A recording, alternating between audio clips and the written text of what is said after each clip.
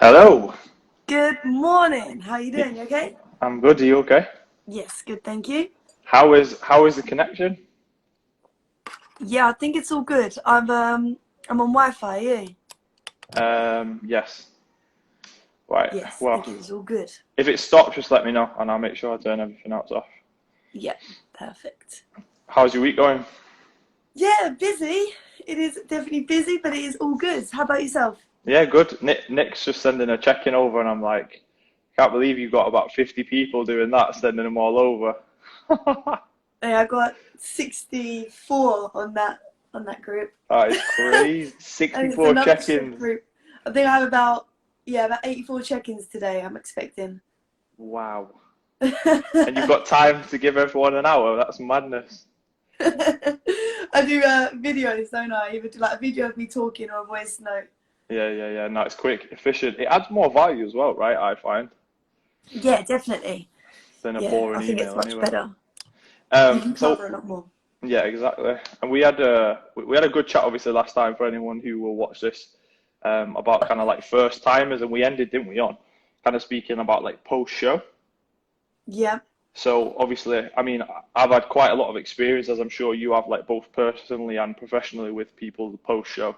And I think there are so many considerations, and I've been thinking, how do we kind of start this off? So I think what we should probably do is just give a brief account of what your first like show was like, your post show, yeah, um, and then we'll give a lot of like information about how to kind of avoid pitfalls, basically. Just give a lot of people like a lot of thought for people to take away so that they can kind of rebound effectively. yeah. So my first show, obviously my nutrition, I kept the same the whole way through, as I mentioned last week. I just brought like a one-off plan, and it was actually like a personal trainer who took me through the prep. Hmm. So when it came to post show, I had no guidance. So again, it was just me doing myself like my own research. But I was actually PTing at a boxing gym. I remember this random guy was like, "Oh, you're gonna get so big now. You're gonna get so fat," and I was just like, "Oh my god, how fat?" And I started really panicking. And I remember I was eating quite a bit, but I was going overboard. And I remember my stomach was like getting upset a little bit because obviously I was like eating chocolate and I hadn't for so long. And then, in all honesty, I think I competed in mid-November. That had Christmas, and by January I just got back into a prep, which I just completely wasn't ready for. So Right. like, I didn't deal with post-show right, and I think the way that I just like reined myself back in was just throw myself into another prep. Yeah. Sometimes you need that structure, right? Yeah, but I mean, I brought. I didn't like that. That was my worst show. My second show was my worst show, hands Yeah. down, because I just mentally wasn't ready for it. Physically, wasn't long enough to bring anything different. Hmm. Um, so yeah, it definitely wasn't the right way to do a post show. And I think if I had the right guidance and a structure and a plan, Mm. then I would be able to stick to it like long term and make improvements. Yeah. How about Okay. yourself? How was your That first to be fair, that's better than how I did it. show? um, so I pretty much did everything you could do wrong. I went for the biggest possible meal afterwards. I think I probably had, I don't know, in excess of 6,000 calories, which when you obviously you diet down and you're not used to all these different bacteria and things in your gut, like it hit me so hard. It does Um, hurt, doesn't it? That actually really it hurts. really like I remember lying on the floor like shallow breathing because I couldn't distend my stomach. My stomach was in pain, like What did you genuinely. eat? Fucking hell, where do I start? Do you actually want me to go through it? Because I remember it Yeah, specifically. yeah, yeah. So I Was had a this like full, literally post show? Yeah, like that yeah. day. So I had a full fat Coke because it was the quickest thing I could get my hands on. I had a loaf of saurine on the way to an Indian restaurant. I had a full Indian, and it was one where you bring your own like drinks. So I had a can of Monster. I had a can of Monster, a bag of cookies. What else did I have? Just lots of little different things at the sort of at the end of like throughout the night, and then when I went back to the hotel, I was just literally lay on the floor, and I was just like, I just couldn't distend my stomach. It was in so much pain. But then it got worse for me because I planned to go for breakfast the next day, so I went to the All American Eatery. Then I went to Almost Famous, which is like a big burger joint afterwards.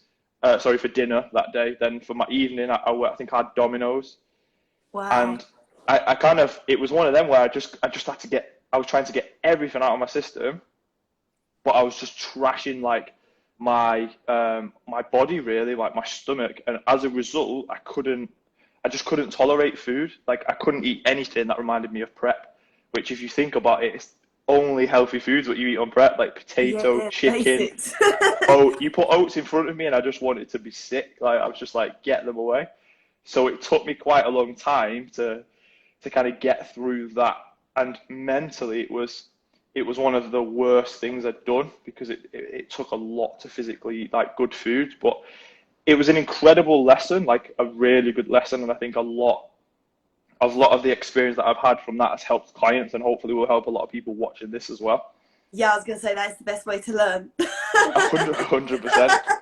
I think, yeah, learn from my mistakes. Don't make that mistake. I think the weirdest thing is like on prep, I absolutely love oats. Like literally, will make it so that I can get like if I'm having a small amount, you know, you like swell them up as much so you can Yeah, have as yeah, many yeah. as possible, make it as big as possible. Post show, I'm always like, oh, why did I love these so much? They don't even taste the same. I get That's ground always ones and blend them. Disgusting. yeah. Like I think that is always the one meal that doesn't taste the same post show as it does on prep. No, no, nothing. So all of these things tie in perfectly to sort of the things that I want to highlight as well. So there's like, I think the first thing first, like when you mentioned, that's just someone basically talking about how yeah, you're going to the toilet and reloading. um, but no, I think like what you said there, like you pretty much dive straight back into a prep. And for me, if you're gonna kind of do it like reversed post diet, I think it's really important to realize that for me, I don't know what your rule of thumb is here, but I do like a 2-to-1 ratio. So I think your off season should be at least twice as long as your prep. Simply because, especially being That's a good female, shout. Yeah. because if you're a female, right, you're gonna take a minimum of 3 months, I reckon, before you're gonna start to get back to normal hormonally. Because no matter how well you prep, you're still putting really low calories into your body. However many calories that is, it's low for what your tolerance is.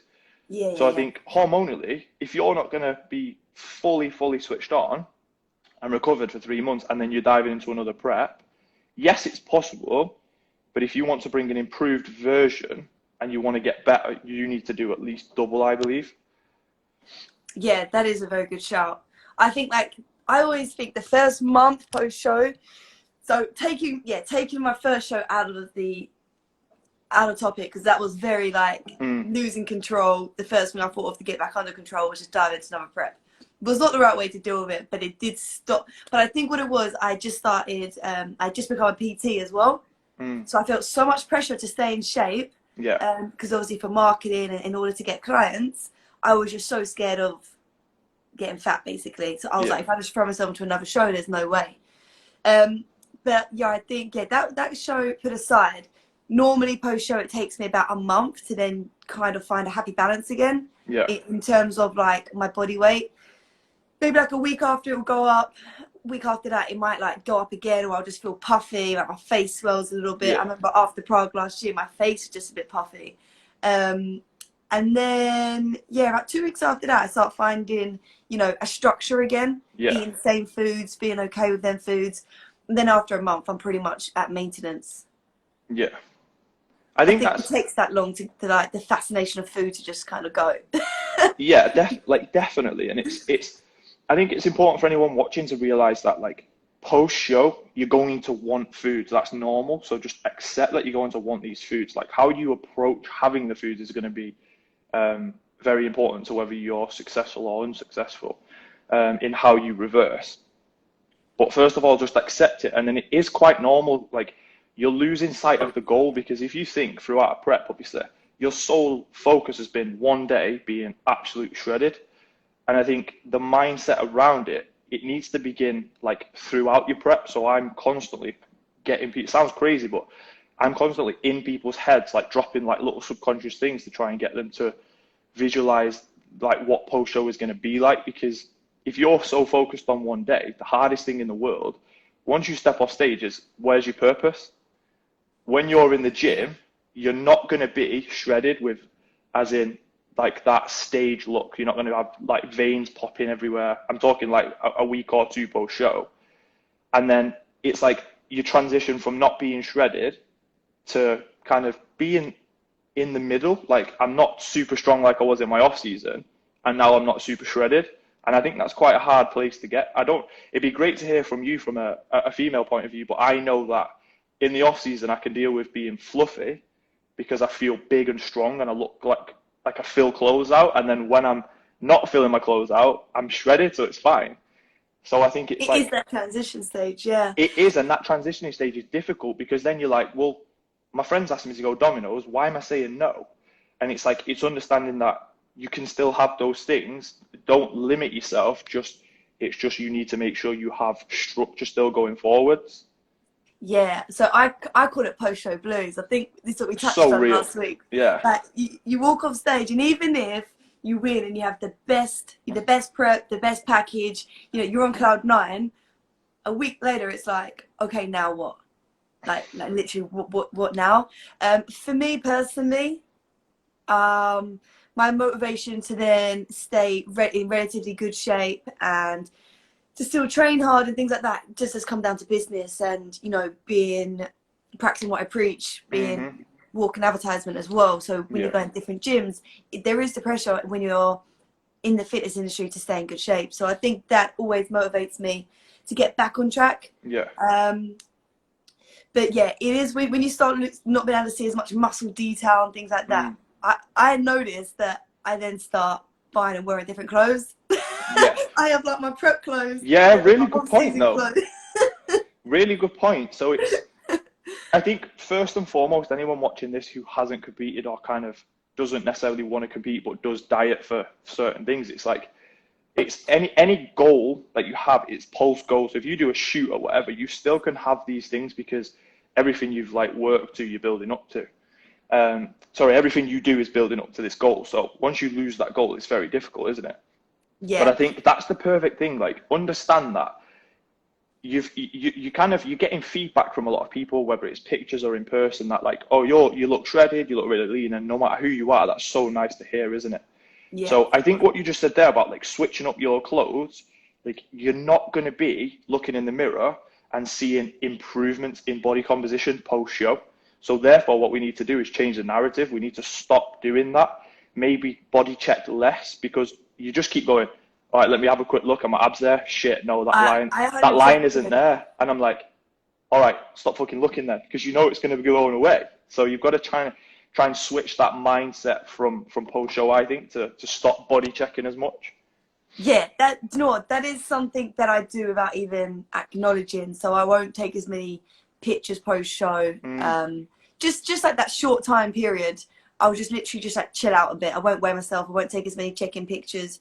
Yeah. And just, I always get straight back into the gym though. That is something that I always do. But that's because for me, that's like my community. That's somewhere that I go regardless. That's just where I'd always go on a daily basis. So I know that my calorie expenditure is always going to be high. Yeah. And I always just throw my calories up, to be fair. I've never actually ripped myself out a reverse plan.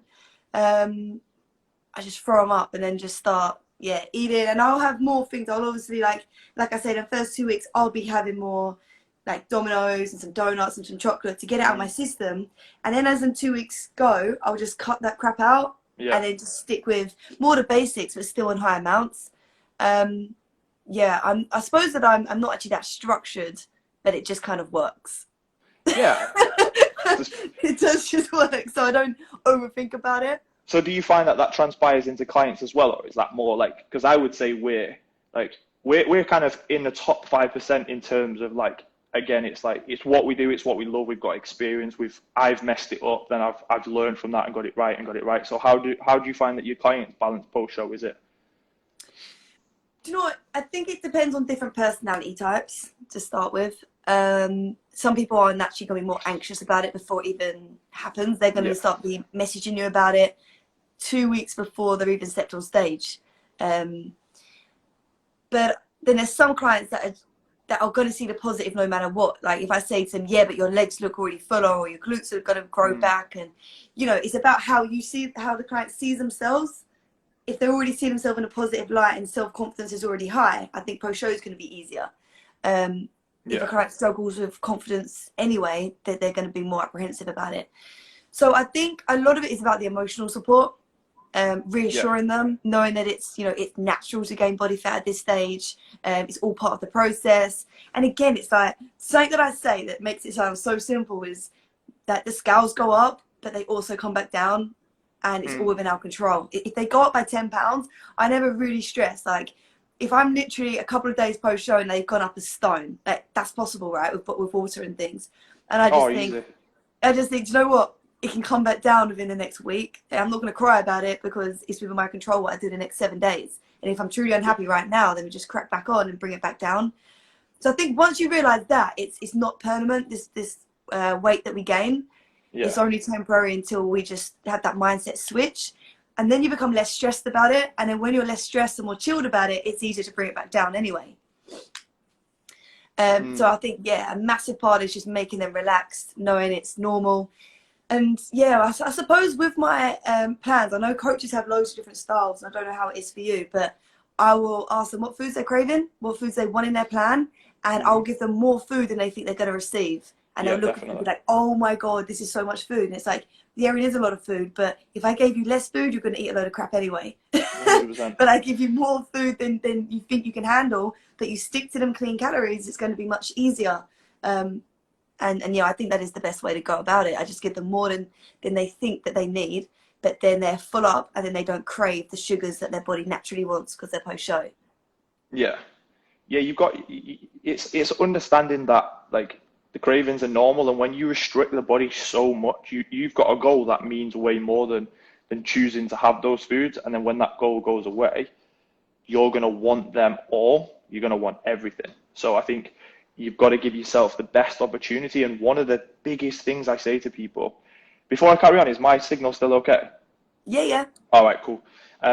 Like, the biggest thing I say to people is just don't lose the structure.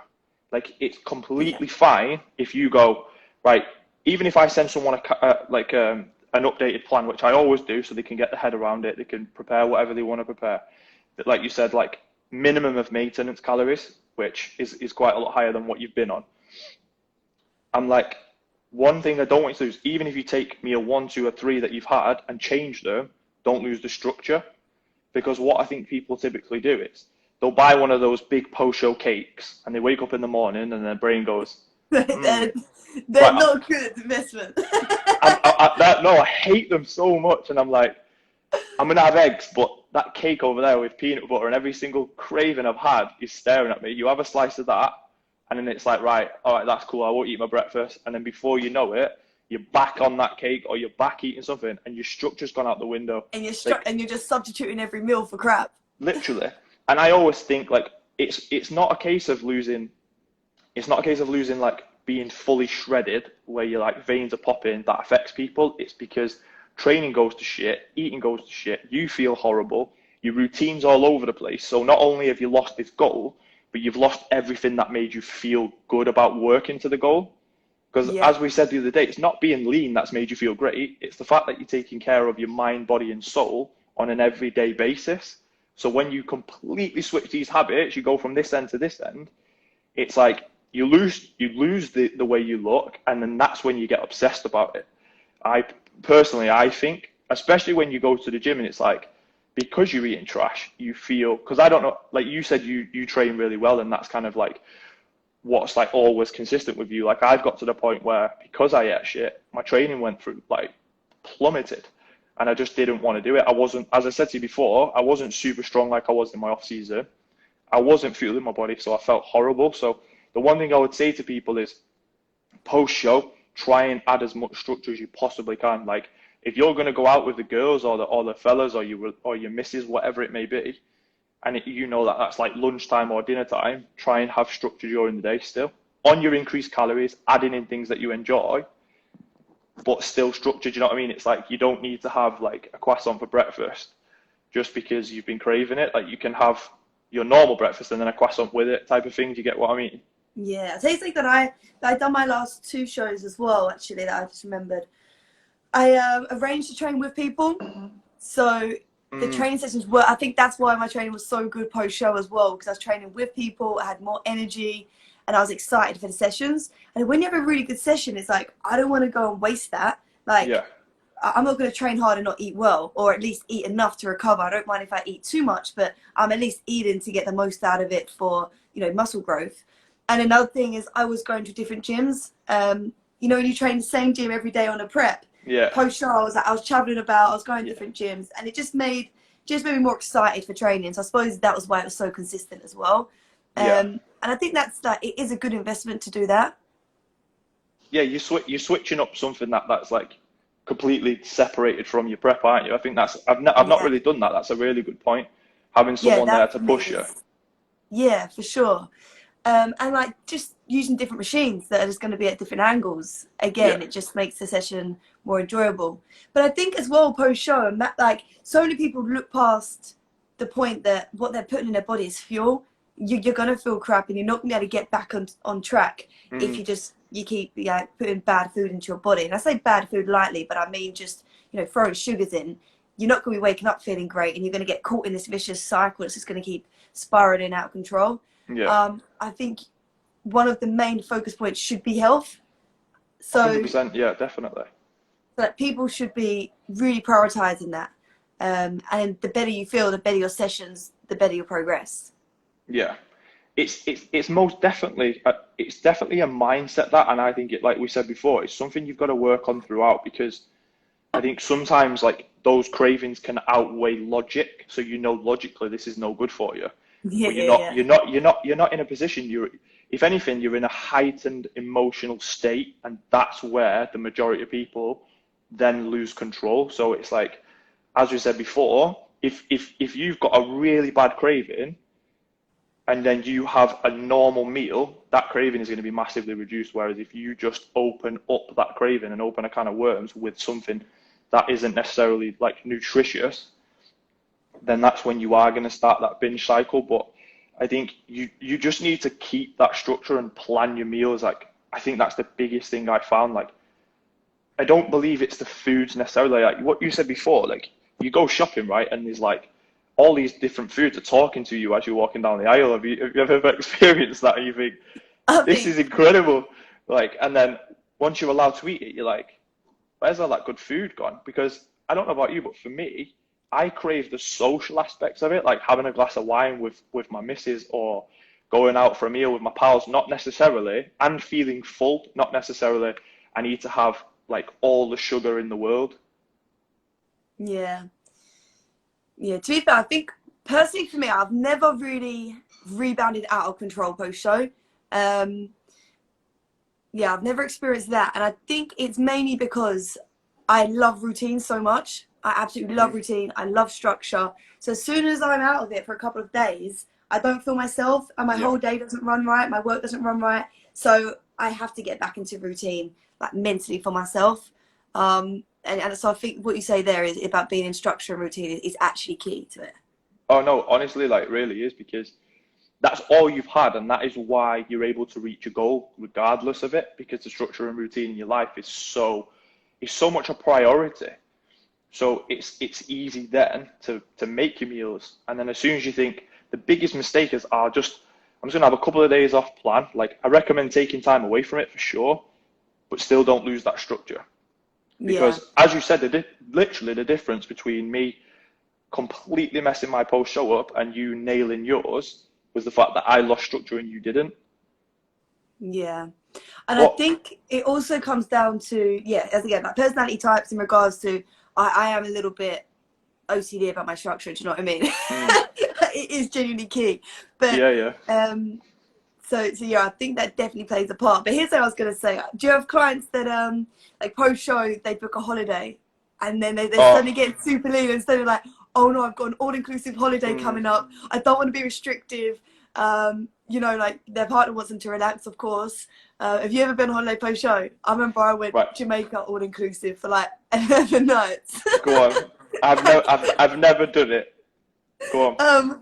But to be fair, it was good because like in Jamaica there's obviously loads of fresh like fruits as well. So I found it okay, but I did like, it was just the hamster cheeks, and my face swells. And obviously, everyone in the gym is used to seeing you shredded. You go away for 11 days, you come back, and everyone's like, whoa. It's like, but I think the person I was with, they just came out of prep as well. I think they nearly put on 2 stone. It was nuts.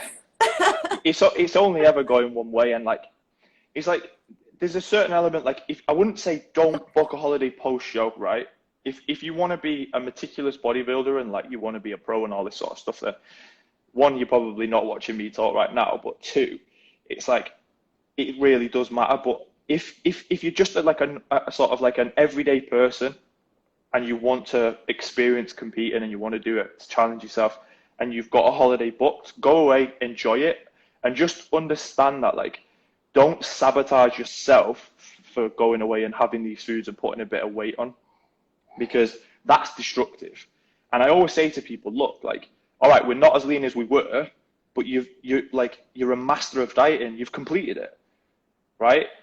And it's like, if you can do it once, you'll do it again. So if you don't end up shredded, once you come back off your holiday or whatever it is, you can always get back to that point if you want to, or whenever you decide to flip the switch and go back into a prep. And it's like reminding yourself that, all right, cool, I'm not as lean as I was, but I can easily go back to that. I think that's really important. But if I was to say where you put your holiday, I would say put it away from the end of your prep, because it is only going to end one way. There's too much temptation, and as I said, you've not got anything immediately to say no. I'm not going to have that, because you don't have to stand on stage. 100%. Like, it's like mimosas for breakfast or whatever you call them. I don't even know. I'm trying to sound cool, but it's just like, it is like, you just do what you want to do, and like, you're a better person than me if you could go all inclusive and come back still shredded post. No, I wasn't shredded. No. I was like puffy. Because you've got to think the heat as well. Do you know what I mean? So yeah, of course. You're actually going to hold water because of the heat. You're going to notice it more because you're going shredded, and then you're going to be able to see it. Then different foods, higher in sodium, the alcohol. It is a recipe for disaster, especially as a first timer. But so many people do it because they're like, yeah, it's going to be amazing. I deserve the break. I'm going to be shredded. Yeah. 2 days. You've got 2 days to take all your pictures. Then you just look like a puffer fish. Yeah. I think give yourself a month to get back into structure, your metabolism in the right place, 100%. Calories much higher, and then go, and your body will probably stay the same the whole holiday. So like, what are your thoughts? Like, what sort of stuff do you recommend, like, during like a prep? So for example, one of the things that I say to my clients is, I don't want you following food accounts, because if you're following food accounts, all you're doing is building up a storage in your mind of things that you want. And as soon as you lose that goal, that's where it becomes quite destructive, because you're like, if you thought about like 7 different restaurants that are all like, obviously like burger joints, things like that, you've thought about pancake houses, like this and that, it's basically a list that you're creating. That post show, you're going to go, right, tick, tick, tick, tick, tick, tick. And and you become food focused rather than just becoming like routine and habit focused, like, which is what got you where you're going to be on stage. You become food focused, and that's quite a destructive thing. But I like food accounts. Yeah, it's already been bollocked. I don't follow any food accounts. No, and it's hard not to, but you shouldn't. It's so important what you follow. And do you know what? It's a very good point. I've never said it to a client before or mentioned it, but yeah, and I don't really have that many rules. I just say to people, tick the boxes, do what needs to be done. I do think something that you said a minute ago about flipping the switch. I think to be a great athlete, you have to be able to flip the switch. And I think that also is like turning it back off as well. Off season, you do have to be more chilled. You do have to be able to socialize without guilt, relax with your family, and just be more chilled out in general. I think that is so important. And then when it comes to a prep, you turn it back on, and then you're able to go 1000% in. If you're trying to do that all year round, I just feel like the quality of your life and your mental state, at some point, they're going to suffer. Or your relationships in your life. And I just think the bigger picture, chill, and then go all in. Yeah. As long as you're doing what needs to be done during the off season, you can be a lot more relaxed with it. And yeah, I mean, like I did a post on this the other day. Do you know when you write a post that you think this is going to bang really hard and then it just flops and you're like, fuck. So I thought this is revolutionary shit right now that I'm You know going what to you got to post. do on them occasions? Go on. Tag everybody that's like your supporters. I just tagged my They got missus. no choice. That's it. I've only got my mum and my missus. They've been tagged. They have to comment. That's a good idea, that right? So anyone wants to like help this bang from now on, but basically, and this, I mean, this might go into what someone's just said. We'll go into questions a little bit later on, but basically, what I say is like flipping the switch needs to be from 80 to 100. So if you've got a structured routine in your life where you regularly work out, you hit your like healthy foods in that structured manner, a prep is going from what's 80% consistent to switching up to 100%. And the 100%, the 20% difference is I'm not going to go for a beer, I'm not going to have a glass of wine, or I'm not going to have just a couple of bits of chocolate here and there. And then obviously you've got your cardio and things like that. Whereas if you're starting from nothing and you're trying to then go to 100, that's when it becomes ridiculously hard because it's so far away from what you do. It's so far away from your norms, it's impossible to keep up with. And then it's, as you said before, going from the 100% then needs to go back to the 80% as much as you possibly can. You might need to take a few days to kind of get it out of your system, but it's then, like you said, I'm back to that 80% because I know my meals are my meals. Whether I add things in, that's where the 20% comes. And then it's just making sure, go on. It's so good. And if you're 100 and you try and go to 100, or you try and stay at 100, stay at 100. there's not possible. no shock to the body. There's no shock to the body. There's no moment that you wake up and you think, okay, I'm ready now. Do you know what I mean? It's like you've kind of been in that state for so long. Where's the shock? Where's the, okay, I'm pushing extra now? Do you get that? Yeah. Like the extra motivation needs to come from that 20% turn up. Yeah. I've had it before where people say to me, like, we're going from an off season to a prep, and they're like, all right, when's my prep plan coming? I'm like, no, this is your prep plan. Yeah. Like, we go that way, and then we come that way. Because, and it's a brilliant point. The point is, you're already doing what it takes. All we got to do now is just refine that 20% and make it that little bit harder. And also, no deviation. Yeah, and if them plans have worked and, you know, like for your off season, the foods are working well, your body's digesting them right, to then have a whole new plan. Like, I think some coaches feel like they need to create this whole new plan because the client's like buzzing for my prep plans, buzzing to receive them. Yeah, but if I go and change everything up and I start giving you carbs that you haven't been having off season and, you know, different food sources that your body could respond actually quite negative to and not digest as well, we're actually putting you in a vulnerable position rather than keeping everything so smooth. I think the less changes, the better. And sometimes I think, coaches feel like they need to create these new plans to spice it up or for the client to get their value or whatever. Yeah. But really, the value comes in doing what's best for them and keeping it smooth and simple. 100, like, honestly, I was probably one of them, you know, when I started off coaching, I wasn't a prep coach as such, but it was like I felt like I constantly had to do things where it's like, a good coach will keep it real and just change what they need to change. That is it. If I can get someone, I went through a 26-week prep last year, and for 16 weeks, not one thing changed, not one.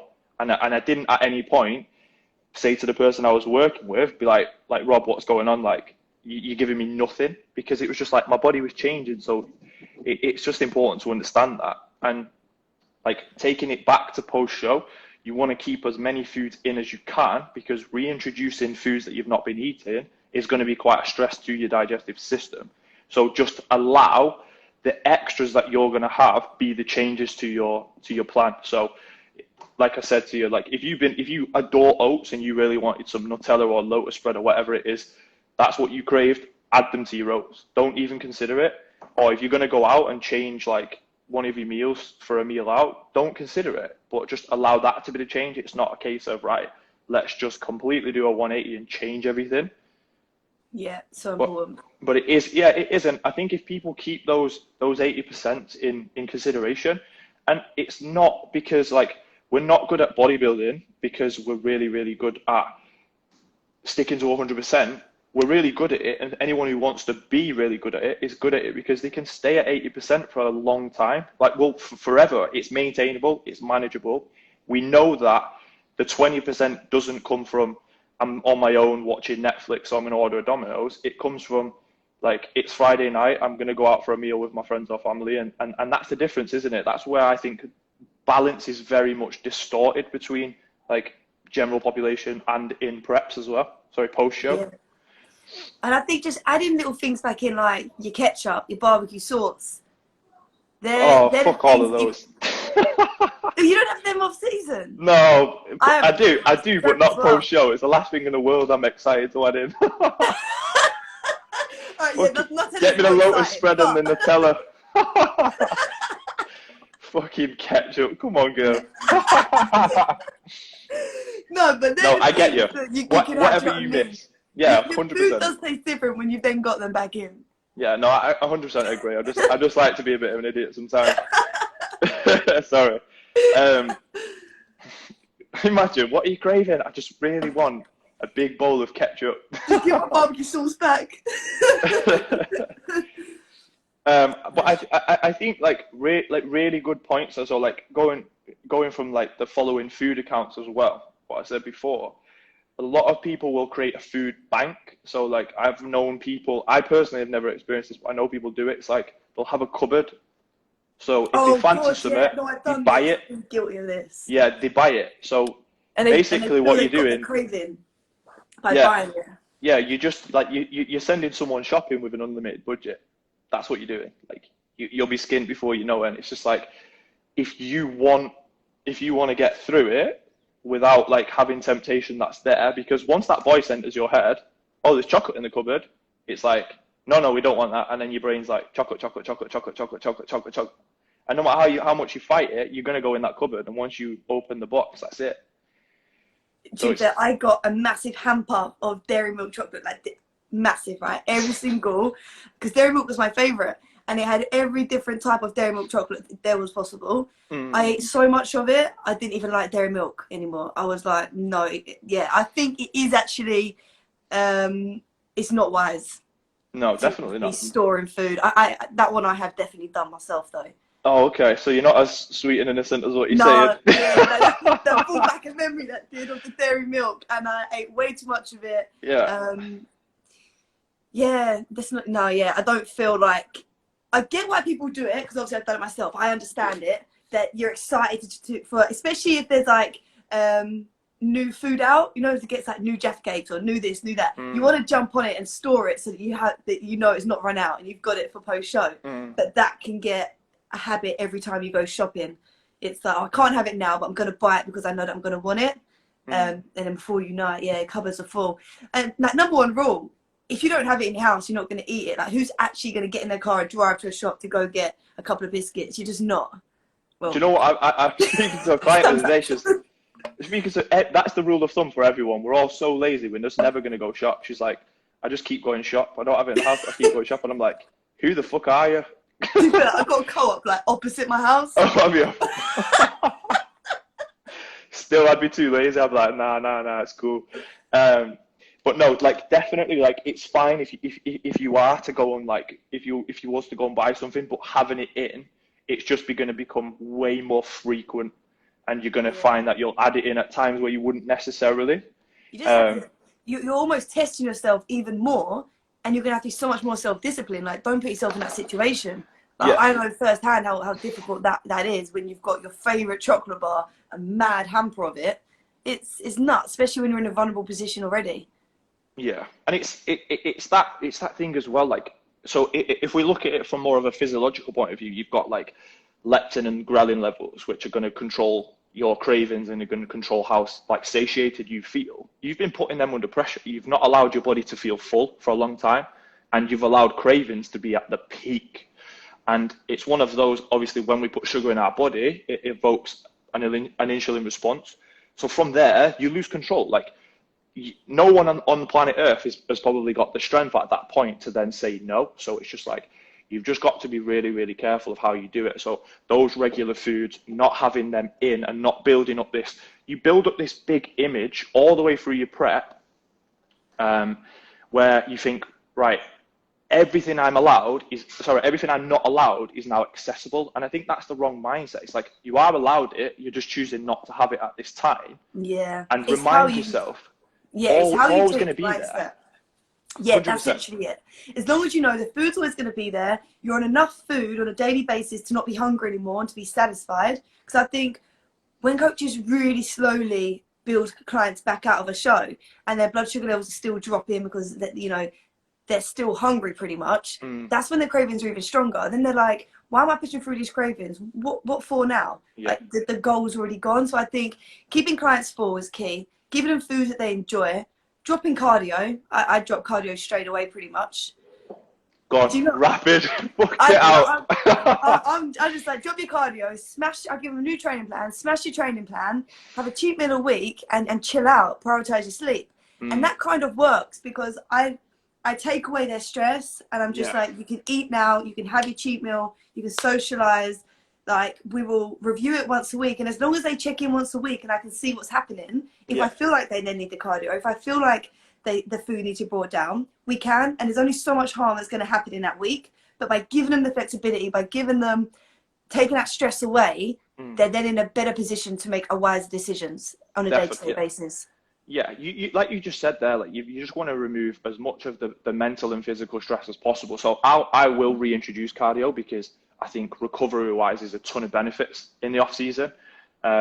Being able to recover between sets, workouts, all of those type of things. And obviously we call it health as well, which like everybody neglects. It's like health is the most important. That's one of the reasons why I've always stayed natural for me. So I think that is like a really important point. It's like reduce the stress. And I think one of the things that you need to do as well is like, just understand that like being that lean is purposeful. It's purposeful for the stage, and that is it. So you don't need to maintain that as much as you might want to. So if you do hit it, put a little bit of weight on. The worst thing in the world you can do is be hard on yourself. Like I had this conversation. I literally had a client post show, and she was on the phone to me, and she was in tears. And I just said to her, "Look, like relax. Like we're in lockdown. You have nobody to feel like sexy for and be shredded for. Yeah, you ain't getting dressed up. Yeah, you ain't going out. You ain't going on Tinder." I was like, just use your prep photos on Tinder. You'll be fine. But it's like it's like, right, we obsess so much about how we look. It's like, okay, so what's changed? Like if I'm shredded or not, everyone who loves me and my life still loves me. I've still got like my social media account. I can still go to the gym. If anything, life is better because I can socialize. And I think the second you realize you just need to stop beating yourself up. If I want food, I'm a human. Food is there to be enjoyed and to be socialized. Like, so if you want that, go and get it. Like, just take the pressure off. If you do have a day where you smash a ton of calories, relax. Just move on. That's the biggest thing, because like people then get into like a really negative headspace. Body check 10 times more, and it's like reduce body checking, change the clothes, like what you said before. That's so important. Like, why am I going to wear, like, I mean, I'm wearing a vest now and I haven't got even one line of separation. No, to be fair though, I don't notice that I do these things, but when I thought about it, and I was like, yeah, I don't notice that I do these things post-show, but I definitely go from wearing crop tops and shorts or crop top and leggings to then suddenly I'll be wearing more like I always just cover the shoulders pretty much, because that's how I hold my water and the definition goes. As long as the shoulders are hidden, you're pretty much still lean. But it's, again, and another thing I love to do, like, is like change the focus. So quite obviously, like, the goal is to be shredded. If we just look at it really like materialistically, it's like the goal is to be shredded, and then in the off season the goal is to get super strong. So instead of focusing on checking pics, like you said, you reduce them straight away. Really good point.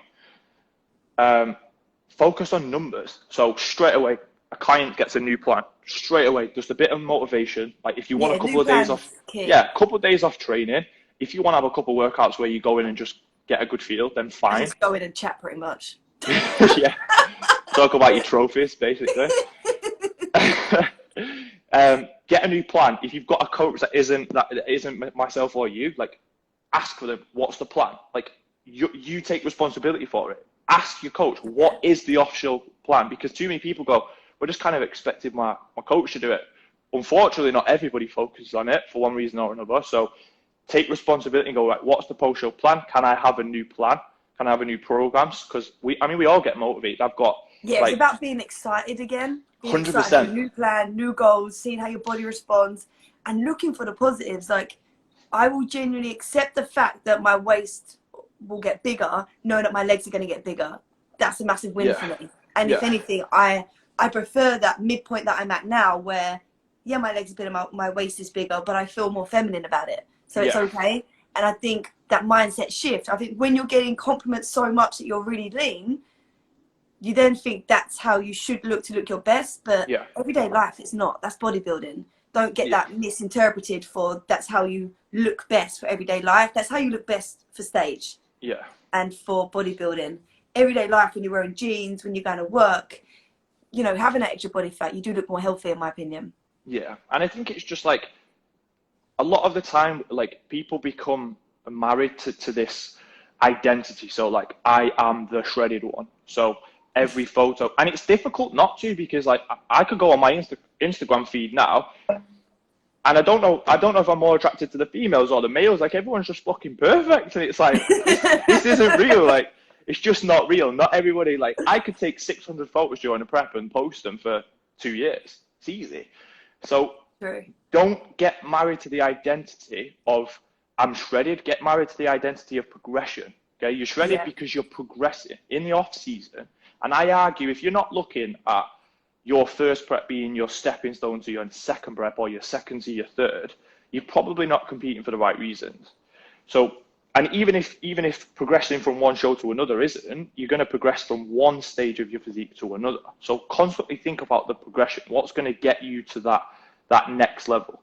And it's like, that becomes so much more easy, because then I think, right, I'm not going to be shredded now, so I will change my clothes. I'm going to focus on my numbers. It's probably realistically going to take me 2 to 3 months to start being able to push the numbers what I did previously.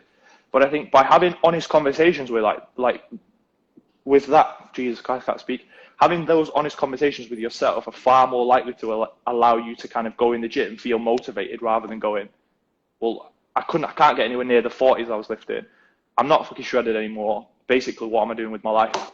Does that make sense? Yeah, definitely. So just change the mindset around it, and then change the expectations and the things you're working towards. That is so, so important, because you've got to give yourself a chance to, like, succeed and feel good about what you're doing, I think.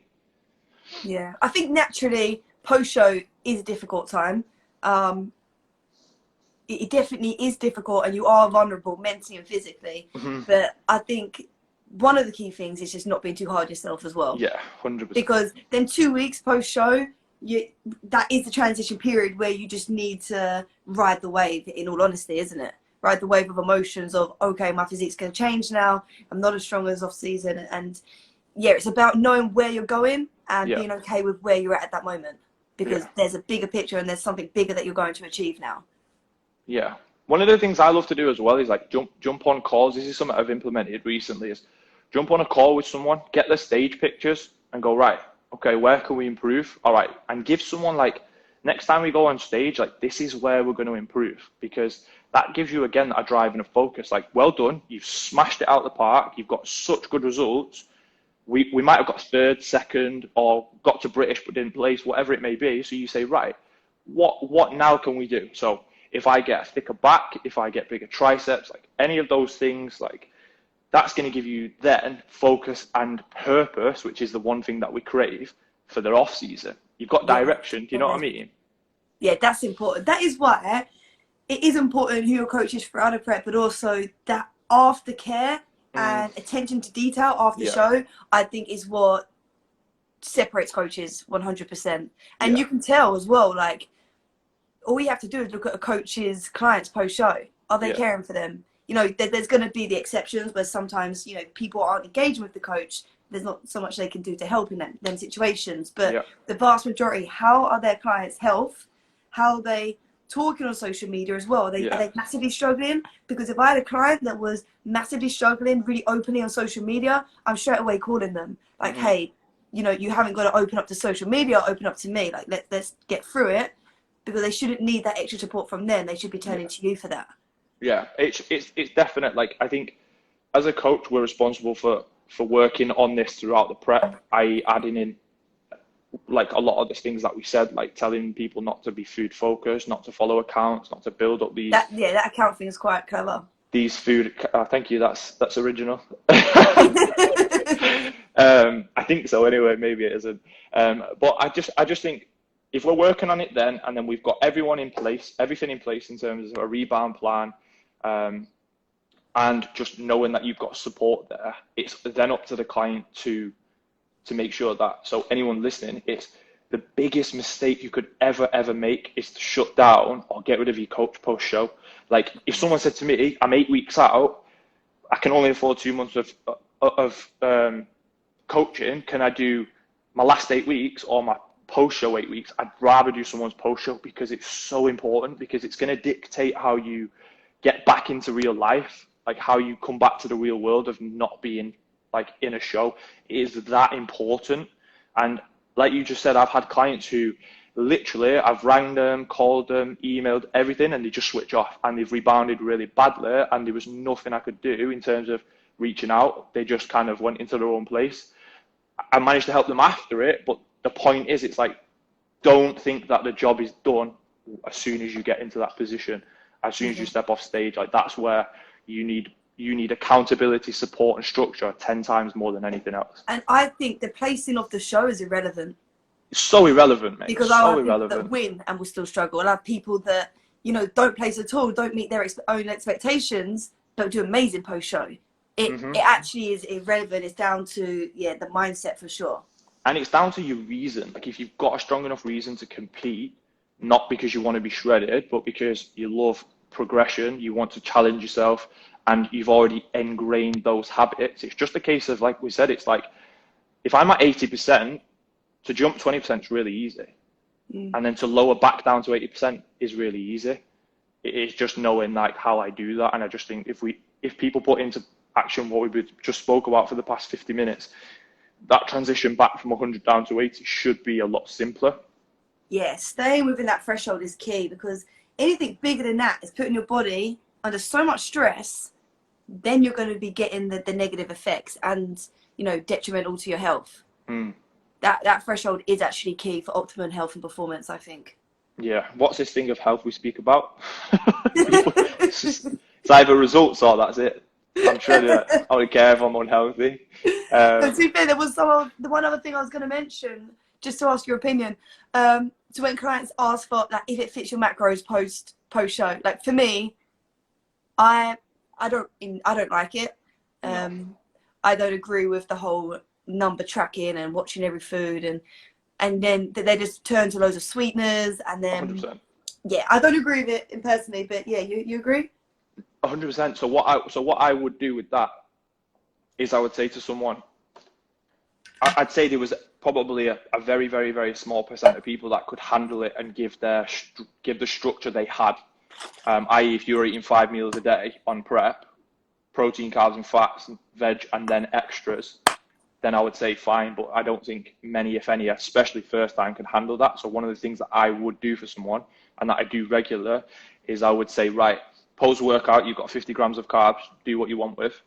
And then evening meal, because as I said before, I think a lot of people misinterpret wanting shit for wanting to feel full and for wanting to socialize.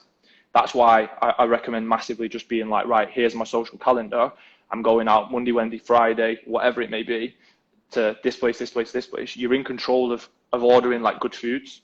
I'd rather a steak than a big disgusting burger, personally. Yeah. I'd rather a glass of wine than a can of Monster. So it's like, if you plan that out, then that's important. So what I'll do is 50 grams of carbs, as an example, post-workout, and then your evening meal, you get macros. So you can have 50 grams of carbs, 40 grams of protein, 15 grams of fat. So then what you're allowed to do, what you can do then is have flexibility to eat with your partner. So instead of eating your Tupperware meal, then you've got a nice hot plate, which is always nice. And you can have the food that the family are eating. Do you know what I mean? You can sit at a table and take part. Yeah, because it's freedom. Because as I've said before, if someone wants to demonize having a plan, yet they're just sporadically eating shit, doing what they want and making up for it by doing ridiculous amounts of output, I would say you're full of shit. That's not balance. Having balance is someone who can eat 80% consistent and clean for the majority of their life. We have this question that we didn't answer. We've got a few, to be fair. Clients who aim to be pros focus their full attention to it, but you know they have shortcomings. How do you deal with that? I think it's 1000% being honest. Like, as a coach, the number one quality you have to have is being honest, knowing that that is the kindest thing that you can do for every client that you work with. And I think as long as, you know, it's coming from a good place and you know that it is the truth, bottom line, how they take it is on them. But you've done your job by being honest. So, yeah, you have to bring it to their attention, their shortcomings, in order for them to be able to progress and work on them. And I think also giving them realistic time frames. So if I have a client come to me saying, I want to be an IFBB pro, they've never competed before, and I know, you know, they might be 4 or 5 years off that. Or, okay, maybe not as long, but they've got a long journey to go. I'll straight away tell them that time zone just to bring their expectations down and make them realise that this is a long game. Because I'm not trying to sell anybody a dream. I want people to be 100% sure what they're signing up for. Because you sell someone a dream, you're only making your own job harder. People need to know the truth. And what's realistic. So yeah, I think, you know, you need to bring it to their attention and definitely tell them. But as long as they're willing to work hard, and when you're first working with somebody, you don't know how quick their body can respond as well.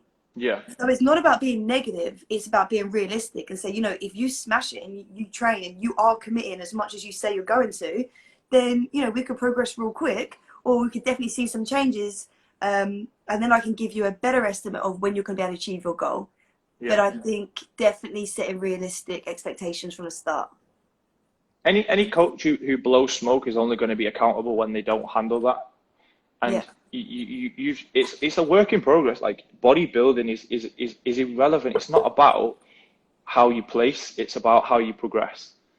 And every time you do a show, you then learn what you've got to do for the next year, or however long you choose your off season to be. So, like, you pretty much nailed that question. But for me, this industry, I've seen a lot of coaches promising pro cards and stuff like that, and I just think, no, you can't say that. The only thing you can physically do is just focus on what your body needs, focus on your prep, and just being the best version of you consistently as long as you can. And then as time goes on, your journey will reveal itself. If you're just like, why am I not a pro, why am I not a pro, why am I not a pro, until you hit pro card, you're probably never going to get there.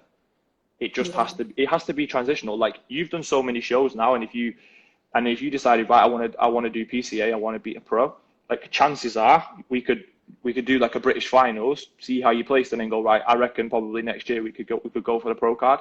You've got judges' feedback, they know your face, all of these different things, and then you know where you're going to go with that. Yeah, it's still not an immediate goal, is it? No, it's not. Like, it's open-ended. Like, how many people should be getting pro cards and then they don't? And it's like another year you've got to go for it, because there's so few pro cards unless you compete with the WBFF, where it's like candy. It's a bit of a dig, but do you know what I mean? Only a certain amount of people can do it. So it's just like, it's biding your time and focusing on what matters.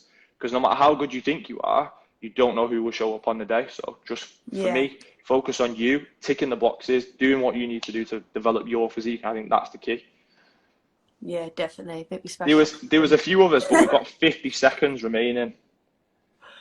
Stephen, how do you see Shannon as a coach on a scale of 1 to 10? Where do you think Shannon is at?